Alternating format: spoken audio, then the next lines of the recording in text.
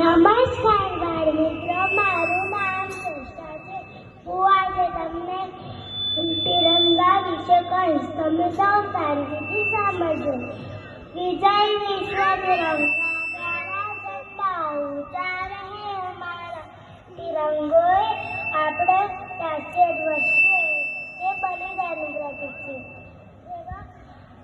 તિરંગામાં સૌથી ઉપર કેસરી, વચ્ચે સફેદ અને સૌથી નીચે લીલો રંગ હોય છે, જે બલિદાન, શાંતિ અને સમૃદ્ધિનું પ્રતીક છે. તિરંગામાં વચ્ચે અશોક છે, જે એકતાનું પ્રતીક છે. તેનાથી આપણે રાષ્ટ્રીય તહેવાર સિવાય પણ હળી મળીને રહેવું જોઈએ.